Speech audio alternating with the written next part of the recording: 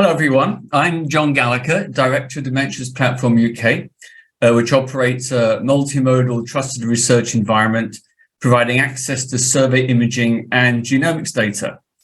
Welcome to our session on creating trusted research environments that enable the greatest benefits for global health and society. Well, there's a mouthful to sort out in an hour. Now, we're privileged to have a really eminent and experienced panel this morning that brings a variety of perspectives to this issue. And we have CATHIE SUDLOW, clinical neurologist and epidemiologist who is involved in treating patients with acute stroke. She's also chief scientist and deputy director for HDR UK, director of the British Heart Foundation Data Science Centre, and chair of neurology and clinical epidemiology at the University of Edinburgh. And she has been the director of musical informatics, of medical informatics at the Usher Institute and chief scientist of UK Biobank. So in between all of that, CATHIE is going to give us a bit of time to give her the benefit of her experience. John HALAMKA trained in emergency medicine and medical informatics and is a business executive and practicing physician. In 2020, he was elected to the National Academy of Medicine. Congratulations, John. That's a great honor. Currently, he's president of the Mayo Clinic Platform, a group of digital healthcare initiatives. He's International Healthcare Innovation Professor at Harvard Medical School. I mean, there's a title and a half. And he's advised several American presidents and other governments on their informatics strategies. He develops healthcare technologies specializing in machine learning, the adoption of healthcare records, and sharing of healthcare data. And he was previously chief information officer at Beth Israel Deaconess Medical Center. Now, Alessandro Ricombeni holds a PhD from the University College Dublin and an MBA from the London Business School, leading projects on oncology and infection biology before moving to industry. Now, he brings our business perspective, and he's had more than 14 years international experience of genomics research and product development and business strategy. And so, Alessandro, you're extremely welcome. Currently, he's head of genomics. He's the National Genomics Officer for Microsoft UK. John, I just wish you all had simpler biographies. I really do, but we'll get there in the end. He has been head of precision medicine for Amazon Web Services, director of business development at DNA Nexus, and has led the development of cloud platforms for bioinformatics and commercial services and gene editing. If you like, our public representative, the face of the real people whom we serve is KIRSTY IRVINE, has a background as a corporate solicitor, but now is an independent, is chair actually of the independent group for NHS Digital on the release of data, also known as IGAR. Okay, she's a lay stroke patient member due to her lived experience as a health research participant and carer. So she champions numerous health charities and is a lay examiner for the Royal College of Obstetricians and Gynecologists. Previously, she was chair of her local GP practice patient participant group and member of the oversight group for the National Data Guardians Public Dialogue. Goodness me, this is complicated. Now, for a simple East End boy, this is a real mouthful. It really is. But being slightly more serious, to set the scene, we increasingly live in a global data lake, which provides incredible benefits for health and society. But these benefits don't come without costs, and they don't come without risks.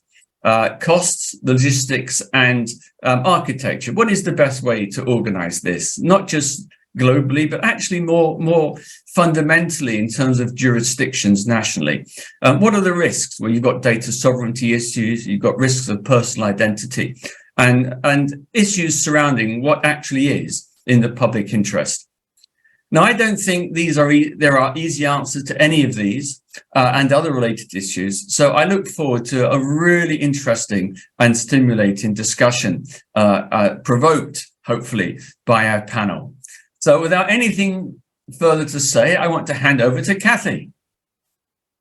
Thanks very much, John. So I'm assuming here that we're talking about what I would refer to as trusted research environments. They come in under a number of different labels, but essentially the concept is that the data are held in a secure, privacy-preserving environment, and users or researchers who are using the data to derive insights come and use the data where it is, rather than the data being shipped out all over the place. That's essentially the model.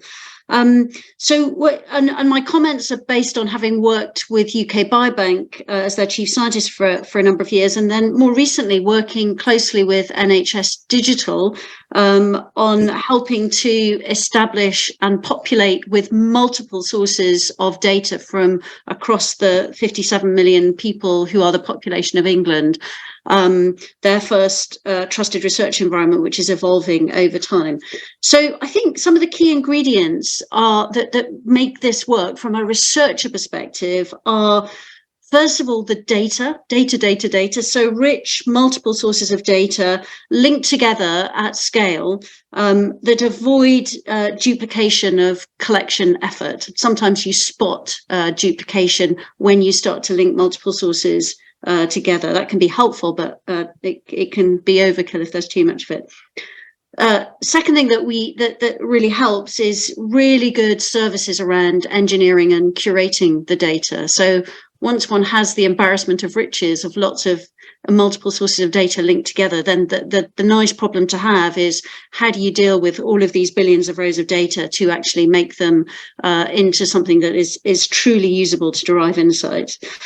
Thirdly, I think a really important ingredient is the issue of democratization of access. So once you've set the rules and people sign up to the rules, then the concept of no exclusive or privileged access, I think, is a really, really important one. It's the job of many to derive multiple insights from multi-source, rich linked data. And then finally, I think trustworthy research environments are a fantastic way, when the data sits in a place and researchers come to the data, of bringing about and enabling collaboration across institutes, potentially across geographies, if we get the model right. Okay, thank you very much, Cathy. Okay, let's move on to a perspective from John HALAMKA. Hello, John, you're on. Well, thanks so much. And Cathy, you did a marvelous job describing what I think is the correct model. Having done this for 40 years, what you find is there are three issues: what I call technology, policy, and psychiatry. And by psychiatry, what I mean is the trustworthiness, the notion that you're willing to place an entire patient record from birth to death into some kind of secure container, and that it will be used ethically in a privacy protected way. What did Mayo do? Mayo has 10 million patients, and this is about 150 years of what we'll call multimodal data, use the same term. It's structured and unstructured. It's telemetry, it's images, it's omics, it's digital pathology, about 23 petabytes. We recognize there's incredible knowledge in this data set if used wisely. We de-identified the data. Now, de-identification is tricky, of course. In the United States, with our HIPAA law, structured data, not so hard to de-identify. You remove the 18 designated identifiers, name, address, phone number, etc. Unstructured data, much harder. Because what if there was a note that said, this former prime minister of the UK? Well, there's no name, but I think we would all agree that the bin size of former prime ministers is very small. So one has to go through every unstructured note, and with natural language processing, we do something called hiding in plain sight. And that means instead of former prime minister of the UK, it may say this former politician from France, right? So that is harder to re-identify. We did this across billions of notes and reports. We placed all of the corpus of this multimodal information in a secure container in Google Cloud. Google does not have independent access to this. We have the access control we have the auditing, we have the authorization rights. We then create subcontainers for researchers, over 60 collaborators in industry and academia. They come into that subcontainer with their tools. It could be R, SPSS, PyTorch, or others. And they work with our de-identified data, not ever taking data with them, nor linking to external data sets, and then create analysis, create models, create new insights, and they take those insights with them. And in this respect, we call this whole assembly data behind glass, as you say, a secure computing enclave, which empowers partners and is templated from a compliance, privacy, and legal perspective, but we can promise to our patients that data will never be exfiltrated, certainly not sold, and risk is controlled. John, thank you. Thank you very much indeed. Okay, so Alessandro, over to you. Thanks, John. Thanks, Kathy and John, for your insights. In particular, having spent the last 7 years with the privilege of supporting dozens of national precision medicine initiatives, I think that a key ingredient to create a successful ecosystem of trustworthy, secure data environments will really be a learning culture. When you think about the Genome UK 2030 strategy, there is this concept of easing the tension between patient privacy and innovation to create this federated network of trusted research environments. I actually call this initial network a catch-22. There are at least 22 population scale platforms we are looking at for the UK, between the 11 subnational secure data environments, the genomic laboratory hubs, the 4 national initiatives that already include over 6 million patients from the UK, including our Future Health, and more. And catch-22, I think it's a fitting name, because the only way to really create this connection is to learn as much as possible about the different challenges and expectations the broader community is facing. There is a lot to learn about the expectation of the patients, which will change over time. The public perception of opening up data to consumption from industry is probably going to change over time. It's something that, of course, we need to monitor. The research community is probably going to be transformed by these efforts. Many scientific questions are not even asked simply because most academics are used to severe limitations in their access to compute, storage, and other capabilities. We are hopefully transitioning towards a world where access to data is not only democratized, but really moving towards a world where the exclusive access to data is no longer a limitation for scientific research.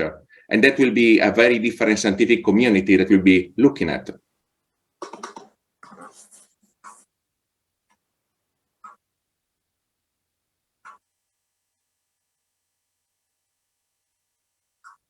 Apologies.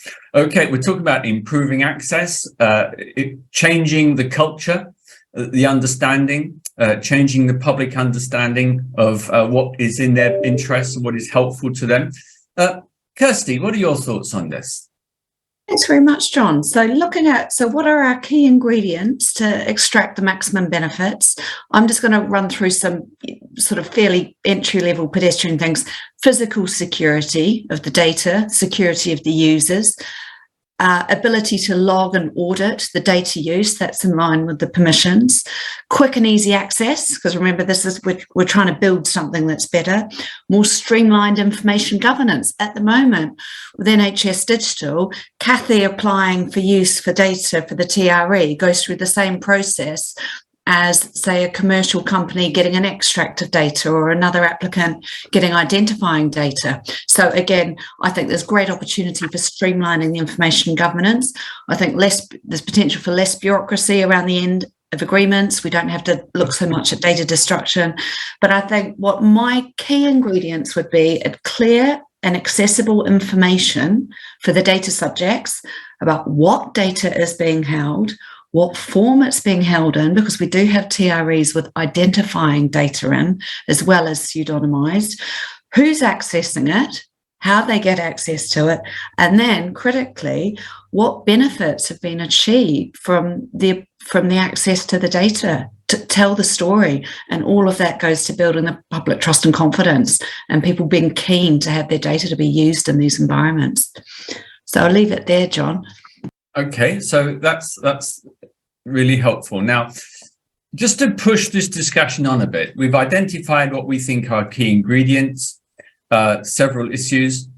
I'd like each of you to think of maybe the major challenge in your view that faces developing trusted research environments. So, Kathy, back to you. What is the biggest challenge, do you think? I don't know if this is the biggest challenge, but certainly it's a challenge that could be raised from a researcher, scientist, user perspective, which is, I think, the need to kind of understand a new way of working. So scientists and researchers who work with data are used to kind of downloading it all onto their laptop or their PC and working with it in situ. They're used to being able to grab whatever analytic tools they want. And certainly across the UK, that there is a big culture shift currently going on. It's hard for our emerging panoply of trusted research environments to keep pace with the scientific researcher demand. And it's hard for those who are kind of providing and presiding over the decision-making around these environments to keep pace with that demand and an understanding of all the kind of analytic tools that researchers want to apply to the data to enable them to make discoveries to improve people's lives. I would have said it was equally hard for the old fogies to work out how to do the new way of working, but we shall move on rapidly. Well, that too. Okay, John, what would you think is the biggest challenge? Well, so much of the work of Mayo Clinic and my colleagues is creating unbiased, fair, useful AI models. Now, I use three terms of art when we talk about data. The first is depth. How many kinds of data elements do you have? The second is breadth. How many patients do you have? And the third is spread. Spread is heterogeneity. What different kinds of patients do you have? So I would pose the following question. Suppose I create a brilliant result in Rochester, Minnesota, and then we take that model or that research to London. Will it work? Will it not? How do we validate that it's still useful in a different patient population? Well, what does that require? It requires a virtuous network of global data sets so that I can take work done on one data set and test it or validate it against another. And that requires working with local regulatory frameworks. And that means GDPR in Europe, UK privacy laws, Brazilian laws, Chinese laws, Canadian laws. So the greatest challenge is we need a federation, but we need to navigate a quilt of different regulations to work together. Lovely, thank you, thank you. Interesting issues surrounding the utility of different data models to support that federation, not just the governance issues, but actually the usability. Okay, Alessandro, what would you say would be the biggest challenge? Thanks, John.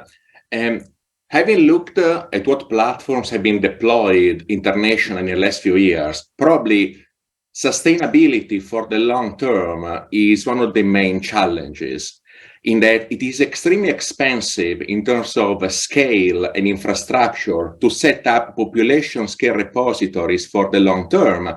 Of course, I'm specialized in genomics, but even if the DNA sequencing for your whole genome costs $0, it will still be fairly expensive to maintain such a repository for the long term. We now want to sequence newborns, 700,000 newborns per year, 100 petabytes of new clinical data per year, 1 exabyte of clinical genomics data entering the UK public infrastructure in the next decade, and that's just for newborns. So scale will bring challenges with the compute as well. Different organizations are using, in particular, on-demand cloud infrastructure to find a flexible way to deal with these challenges. For example, University College London Hospital, UCLH, has been working with the Azure open source trusted research environment to get their hands directly into the code base and take only what they needed to integrate imaging data with structured EHR. Other organizations like the International COVID-19 Data Alliance leveraged a commercial organizations like Caridia to take the functionality they needed. Other organizations working with Microsoft, like Our Future Health, started directly with DNA Nexus, a battle-tested platform. Disclaimer, old employer. Within a Nexus, they're starting directly with infrastructure tested at the level of millions of patients. So different parts of the industry are providing different solutions, and finding the right mix might be really the fundamental requirement to face the sustainability challenge. Okay. So, Kirsty, we've had working culture, we've had generalization, we've had sustainability. What's your take on the biggest challenge? I'm going to come back to public trust, and I've got a couple of limbs to this, and I'm also mindful of some of the questions that are coming through. So I think there is, and I've got the medical journal references which we can provide afterwards to back the comments I'm making here. So we have some authors stating or expressing a perception that TREs reduce or remove the need for trust in the use and sharing patient health data, because they think it's arm's length, it's removed from the patient. And I would counter that by saying the biggest challenge is actually, while the TREs mitigate or remove some risks, they don't address all of the public concerns. They provide evidence for the public to form a view themselves that this is that they can trust the bodies holding and using their data. And to hone in on a particular trust issue is consent. And again, I'm picking up one of the questions that's come through, but I would like to speak about it. If you have consent, if you've taken express consent from your patients or your research subjects who have said, yes, I'm happy for you to do research with my data, and I see consent materials when it says, and the data is going to be shared with other researchers, and this is how we're going to decide what projects they do. That is clear cut. That is building, that is engaging with your cohort and building trust. We have other instances where data has been gathered for one purpose. It's then been pooled and then being used and shared with other researchers for other purposes. And then I think the challenge is the data, even if it's no longer confidential, and this would address your HIPAA in the US, I believe, even if it's no longer confidential, it's been pseudonymized, you've still got GDPR issues, which I think you address through transparency, but also there's ethical and trust issues. So I would say the biggest challenge is maintaining the fact that you need to engage with the people whose data you are using in the research environment. So that I could go on, John, but I'll stop there. No, I think that's really interesting, and maybe the panel would like to comment on the consent issues. But does this speak to having really thoughtful, transparent, but flexible and agile consent, or does it speak to having a very restrictive, closely defined consent? Kirsty, what was your thoughts? Well, I would say what it really concerns me when the consent is really narrow, because then what happens, so we have people saying, right, we're going to study your data for 1 year. And then they realize actually they want to do they want to do linkage for a number of years. So I would say layered consent. So what we have is you take consent and then you keep in touch with the cohort. You have e-newsletters. So this is what I see some researchers doing. They build on it and sort of say, so once you've said we're going to be sharing it with other researchers, and I see some consent saying we're going to be sharing it with researchers in other jurisdictions. Then the next step, if Cathy wants to link up with John, with her cohort, you've already got the narrative there. I think it's very difficult if the consent is very, very restricted, or indeed in some cases the data's ended up in the TRE via a pseudonymized route, and so you don't have express consent. Possibly quite a technical discussion with the time I've got available here, but there are different routes, of course, for the data ending up in that TRE. Okay. Any other panelists like to comment on the consent issue? Well, to the point I made about regulatory variation. So in the United States, we don't have what I'll call federal consent approach. States like California have something called the California Consumer Privacy Act, where they define consent at the state level. And so one of our challenges in creating this multimodal global data set is consent may be opt-in, it may be opt-out, it may be prospective, it may be retrospective, it may change over time, and those processes can be quite challenging. Any other thoughts? Alessandro? Thanks, John. I will say something to keep in mind on this topic. There is the perspective of providing as much transparency as possible for the UK public about what happens with their data. I guess one question that will need to be answered in the next couple of years is, are we eventually going to create a UK-wide registry for the usage of patient data? If we want to minimize data duplication, maximize efficiency and transparency, are we going to eventually link every single platform in the UK market to this national registry? That will affect not only public sector, but private sector as well, including those agreements with commercial sector whose framework will be eventually first published at some point next year. So that national registry, I think, is going to be a key topic of discussion in the short term. Okay, so we have a question coming up from the public about hosting TREs in environments that the public do not necessarily understand and not necessarily trust, big data organizations. Well, how would you address this? Is this a risk we take that it might erode trust, or is this an issue to address so that we can grow trust? Kathy? Yes, I think it's absolutely something to address. And this comes back to Kirsty's point about transparency and providing people with the information that they need to give them the assurances.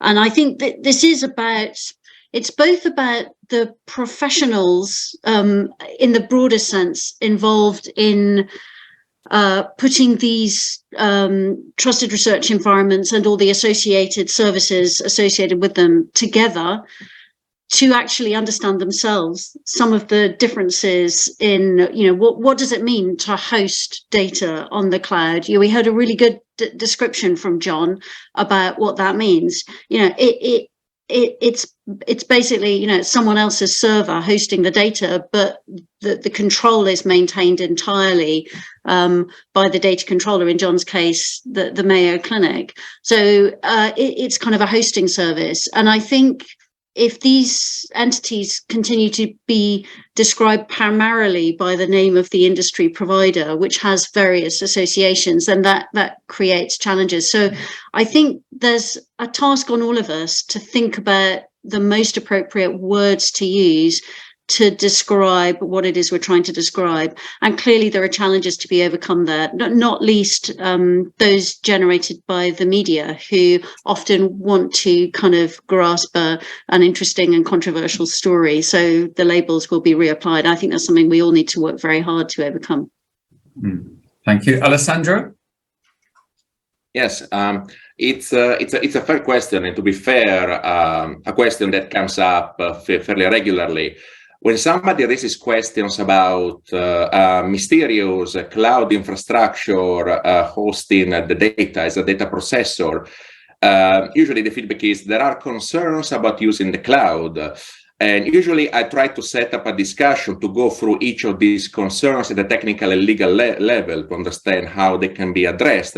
It's fairly rare to see that list appearing. It's often an emotional list of concerns that ignores the fact that the cloud infrastructure industry is extremely regulated. It's extremely expensive, and it's a massive commitment to maintain the highest standards of security that are required to process patient data globally. In my old employer, Dina Nexus, which is also the platform used by UK Biobank and our Future Health, he's probably the most certified, the most secure bioinformatics platform on the global market. And it took us easily 2 years to reach FedRAMP moderate compliance level to process NIH data and work with the FDA.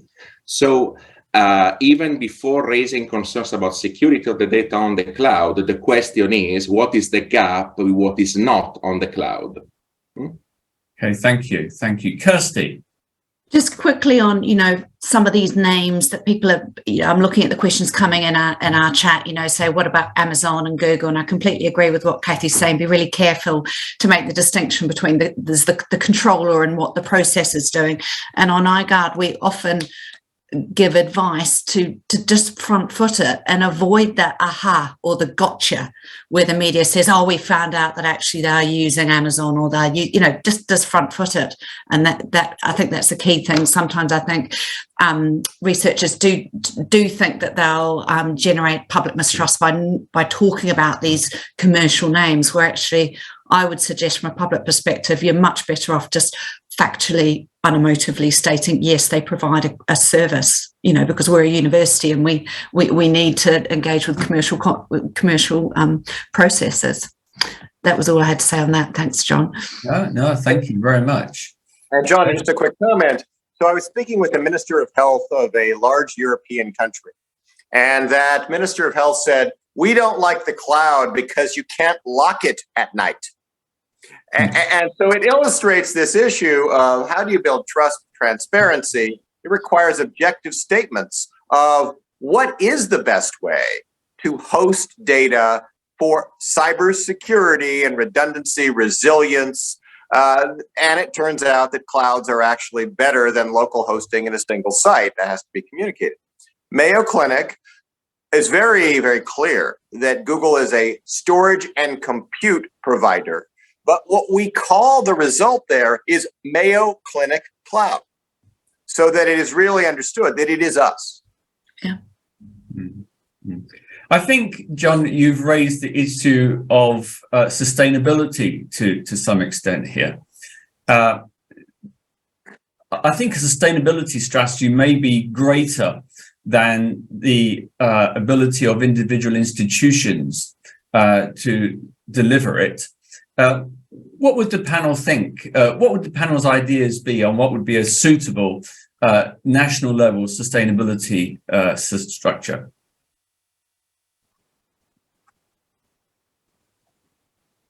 Put that again, John. What would be, because of course, working with and advising NHS Digital, soon to be NHS England, I think we've got a national infrastructure there. Yes, I'm suggesting that sustainability at scale is beyond the resource of any one institution, and therefore maybe we need a national sustainability structure. And I would just enjoy hearing the panel's views on that. Alessandro, you were first. Thanks, John. A couple of aspects. First, as I mentioned, having a coordination through a national registry might help minimize the application of data, right? For example, when I spoke to the European Bioinformatics Institute about data production a couple of years ago, they were telling me we produce 1 petabyte of data per month, and 2 petabytes are created by the research community around it. So if there's a similar multiplier for the UK research community, data application or minimizing application is already a hot topic to tackle. Second, looking at what's out there, there are plenty of commercial solutions from organizations which focus on specific aspects of the research flow. So learning and utilizing these offerings might actually save the public money and accelerate that scientific innovation we are aiming for. Third, there's plenty of rich learnings that can be had on how to make this as efficient as possible through organizations like the Global Alliance for Genomics and Health. That organization includes over 1,000 volunteers from an international community. They spent over 10 years debating key issues from federation to security, data compression, you name it. And those learnings are going to probably speed up progress in the UK as well. Of course, the UK community has been an integral part of that. The last point I want to make, there is a key topic that we never talk about that is going to make costs explode for all of the UK. Bring your own tool. it is extremely expensive to create a platform which can take any tool you throw at it, not only in terms of scalability, but also in terms of security. It's very easy to see an organization that works with a cloud infrastructure provider, a consultant, and internal developers. They set up something that works. After 6 months, of course it works, so they want to do more. The moment they touch something, everything breaks. You multiply this across all the whole user base, taxpayers are going to be bleeding dry. So bring your own tool, I think, should be a key topic. And it would be great to hear also from the others how that functionality could be coordinated nationally.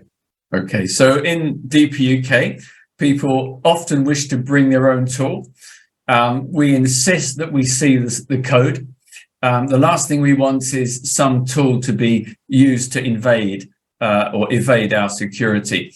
But I accept it's a really, flexibility versus cost effectiveness is interesting. Kathy.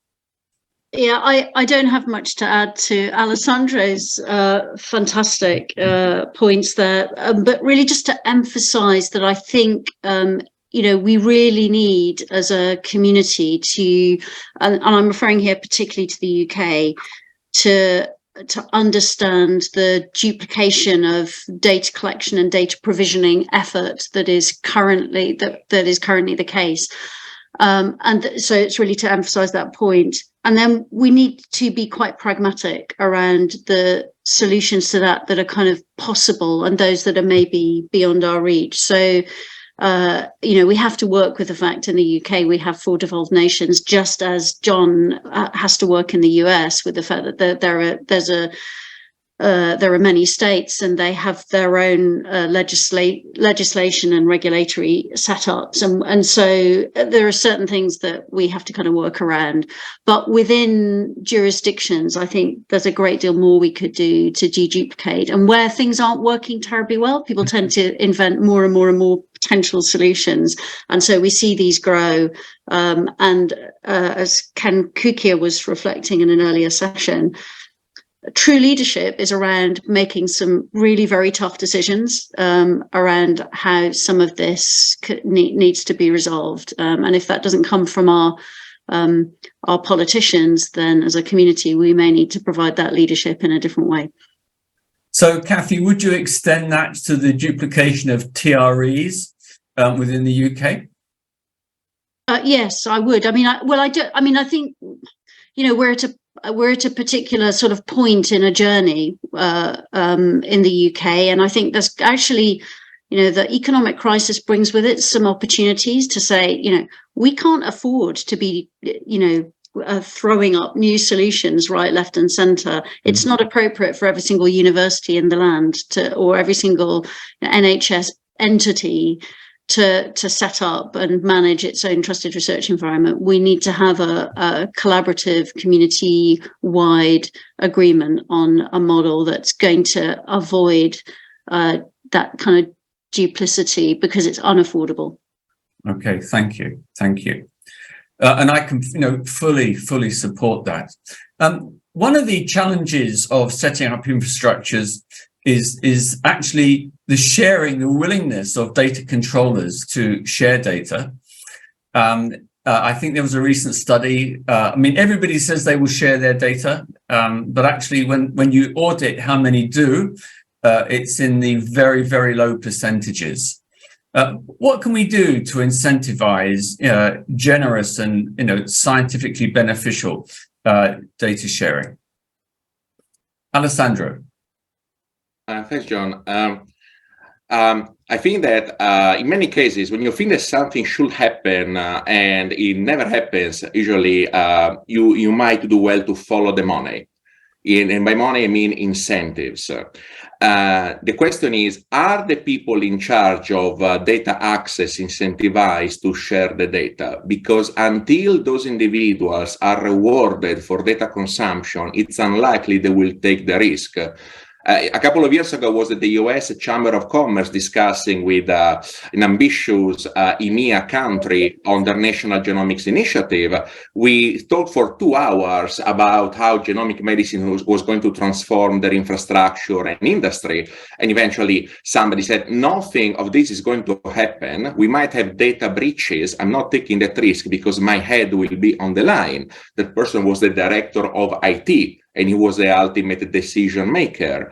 So how can we actually reward IT leaders and the real data controllers to disseminate the data in a secure way? Any other comments? So the way Mayo has approached this, and you heard me describe that we need spread, we need heterogeneity of data.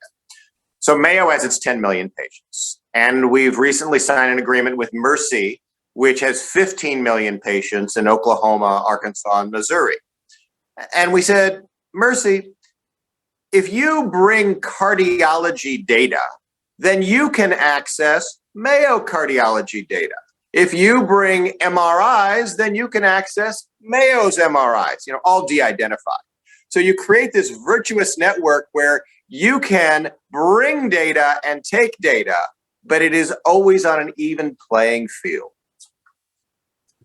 So that's a lovely description of mutual benefits. Kirsty, your thoughts?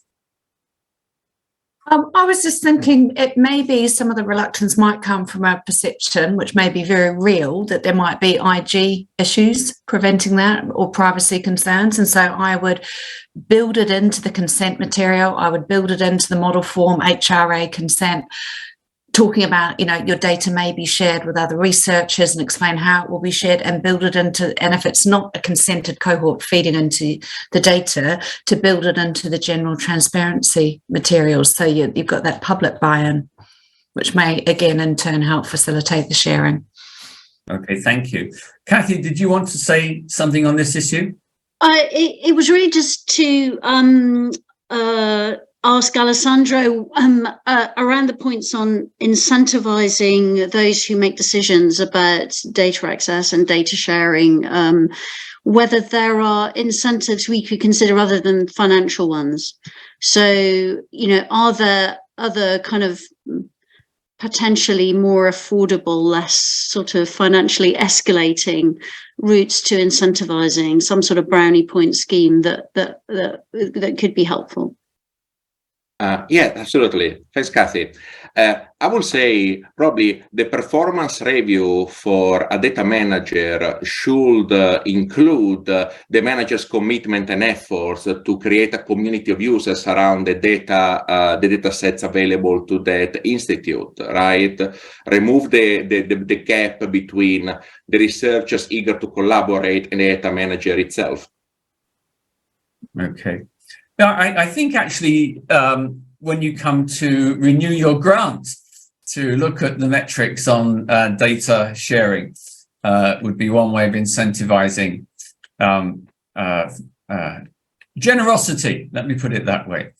Okay, we're drawing to the close, and I would like to give each of the panelists an opportunity to get across a final comment or a key message. And I'd like to start with Kirsty. Off you go, Kirsty. Okay, my one takeaway would be transparency. Give people evidence they need to assure themselves that this is a trustworthy environment and build public trust and confidence in the use of their health data, which will facilitate research. Okay, and Alessandro? I will say I'm leaving you with collaboration. There is a lot to learn from each other, not only in public sector, but collaborating with industry. And this learning culture is going to make all the difference in enabling these research environments to come to life. Thank you. Thank you. John? So at Mayo Clinic, our primary value is the patient always comes first. So in any decision making, we ask the question, what would the patient want? And this is why on our consent, we have opt out to not participate in these research environments. Data is never sold. Data is never leaving the control of Mayo Clinic. And that's very patient-centric. Thank you. Cathy, your thoughts?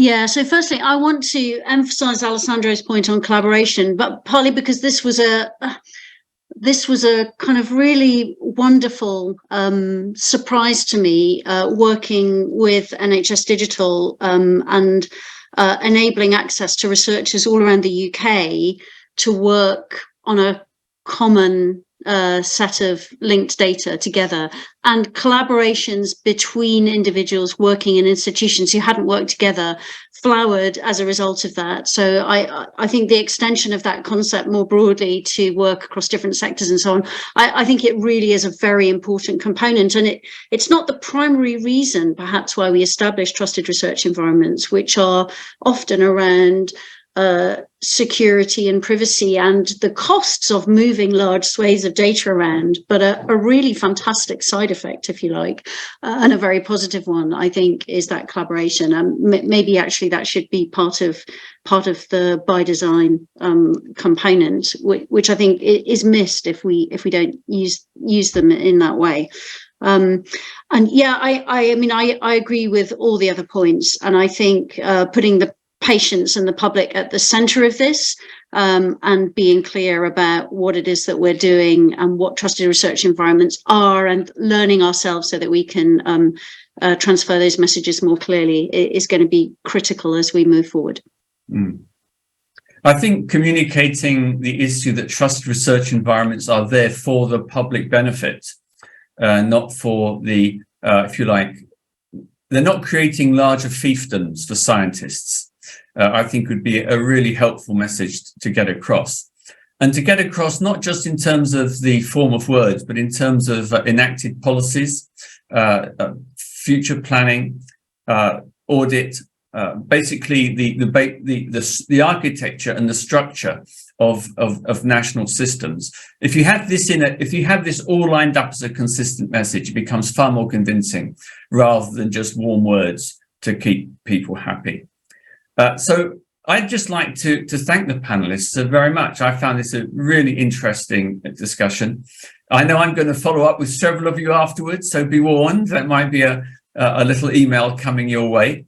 And I would encourage the members of the public or the conference attendees to follow up as well.